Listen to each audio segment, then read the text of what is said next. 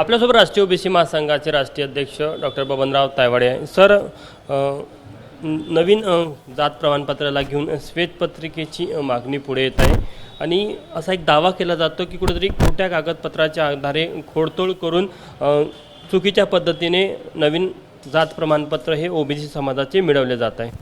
नाही, हे बघा, श्वेतपत्रिका काढण्यात यावी या मताशी मी सहमत आहे. आम्ही सुद्धा ती वारंवार तशा प्रकारची मागणी केलेली आहे आणि त्याच वेळेस आम्ही आमचे ज्या ज्या जिल्ह्यामध्ये ज्या ज्या ठिकाणी आमचे पदाधिकारी आमचे कार्यकर्ते कार्यरत आहे त्या सर्वांना सूचना दिलेल्या आहे की जर आपल्या निदर्शनामध्ये अशा प्रकारचं कुठलं प्रकरण आलं असेल की एखाद्या व्यक्तीने खोटी कागदपत्र लावून कुणबी मराठा कुणबी किंवा कुणबी मराठ्याचं जात प्रमाणपत्र मिळवलं आहे तर त्या व्यक्तीची तक्रार तहसीलदाराकडे करा, SDOकडे करा, कलेक्टरकडे करा आणि त्याची एक प्रत आम्हाला द्या, जेणेकरून आम्हीसुद्धा त्याचा पाठपुरावा करू आणि त्या तक्रारीमध्ये सत्य आहे की काय ते तपासून जर चुकीच्या पद्धतीने मिळवलं असेल तर त्याच्या विरोधामध्ये दाद मागून त्याला पण जेल करू आणि ज्याने दिलं त्याला पण जेल करू. तशी तरतूद कायद्यामध्ये दिलेली आहे.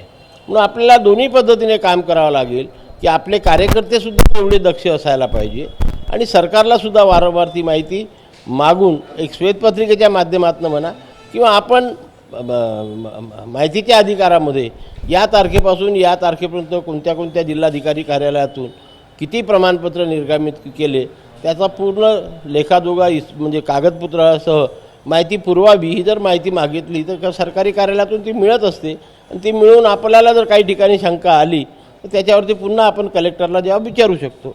खोट्या कागदपत्राच्या आधारावर कोणी जात प्रमाणपत्र काढत आहे का यावर राष्ट्रीय ओबीसी महासंघाचं लक्ष असेल, पाळत ठेवणं सुरुवातीपासून आहे.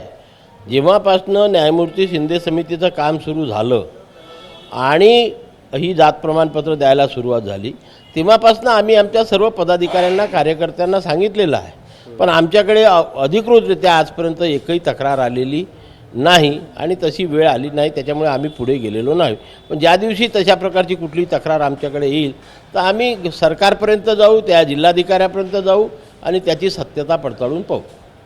आपण बघू शकतो की राष्ट्रीय ओबीसी महासंघाचे हे जे राष्ट्रीय अध्यक्ष बबनराव तायवाडे आहे त्यांनी आपली भूमिका स्पष्ट केलेली आहे की जर का कोणी खोटे कागदपत्र सादर करून ओबीसीचं चुकीच्या पद्धतीने जात प्रमाणपत्र मिळवत असेल तर त्या संदर्भात आमच्याकडे तक्रारी आल्या तर त्यासाठी पाठपुरावा केला जाईल आणि त्यांना दोषीवर शिक्षा कशी मिळेल यासाठी देखील पुढचे पावलं उचलले जाईल.